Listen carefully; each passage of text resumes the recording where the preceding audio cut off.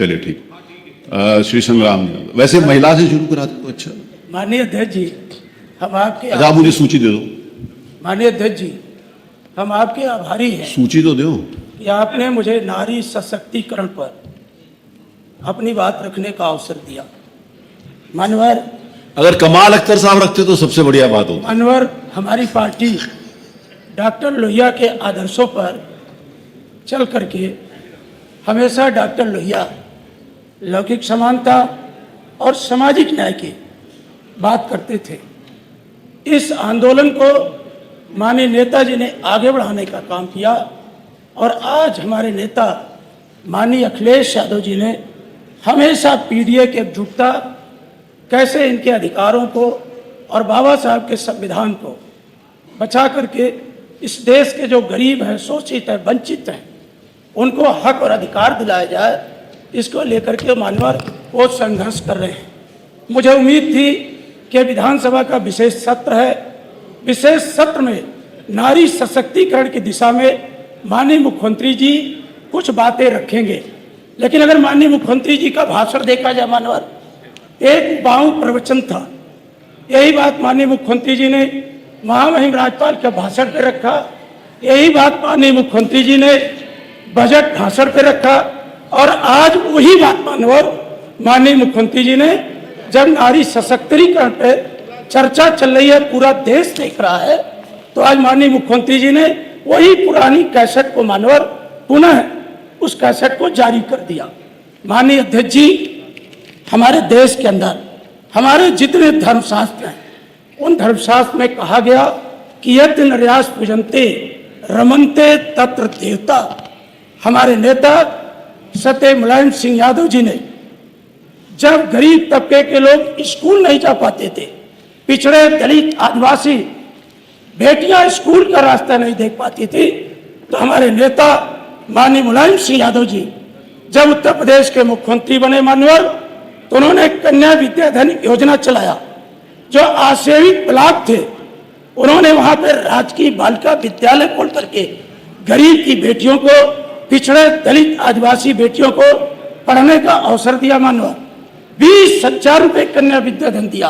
वहीं पर दूसरी तरफ मानवर जब 2012 में माननीय अखिलेश यादव जी उत्तर प्रदेश के मुख्यमंत्री बने, तो उन्होंने वो जो 20,000 रुपए की कन्या विद्याधन की योजना थी, उसको मानवर उन्होंने 30,000 बढ़ा करके 30,000 रुपए कन्या विद्याधन योजना दे करके बेटियों को शिक्षा के प्रति जागरूक करके अपने पैरों पर खड़ा होकर के अपने भविष्य को बनाने के दिशा में आगे बढ़ाने का काम किया। मतलब भारतीय जनता पार्टी जब भी कोई विशेष सत्र लेकर के आती है, तो ये प्रयास करती है कि हम पिछड़े के हक को कैसे मारें, दलितों के हक को कैसे मारें, संविधान प्रदत्त जो हमारे अधिकार हैं उसको कमजोर कैसे करें। मानव जो बिल 2023 में लोकसभा से सर्वसम्मत से पारित हो चुका है, महिला आरक्षण बिल, आज उसको मानवर भारतीय जनता पार्टी की सरकार ये महिलाओं को हक अधिकार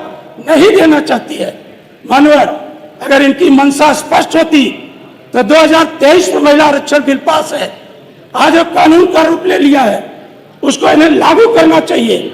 लेकिन आज ये लागू नहीं करके ये डिमिलिटेशन, ये नया परिसीमन बिल लाए और उस नए परिसीमन बिल के तहत ये अपनी मनचाही लोकसभा और विधानसभा सीट बना करके लोकतंत्र को प्रभावित करने का प्रयास कर रहे हैं।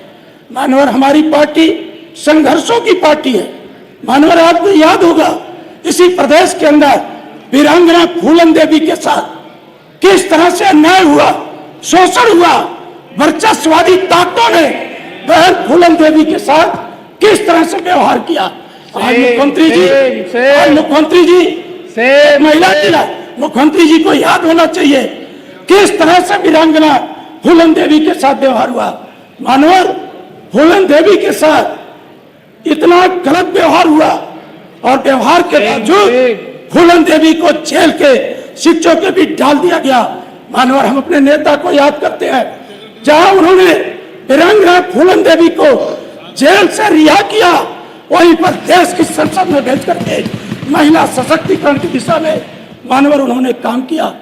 आज हमारी उत्तर प्रदेश के अंदर पंचायती राज व्यवस्था के अंतर्गत महिलाओं को आरक्षण देने का अगर किसी ने काम किया, पिछड़े दलित महिलाओं को आरक्षण देने का अगर किसी ने काम किया, तो माननीय सदस्य श्री मुलायम सिंह यादव जी ने उत्तर प्रदेश के अंदर किया है।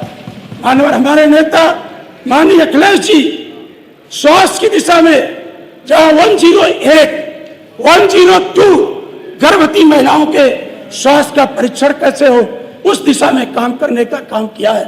माननीय मुख्यमंत्री जी तो शौचालय तक रह जाते हैं। उनके अगर मुख्यमंत्री जी की मंशा अगर महिलाओं के प्रति अच्छी है, तो माननीय आज आंगनबाड़ी कार्यकर्तियों को कितना आप दे रहे हैं, आशा बहुओं को आप कितना दे रहे हैं?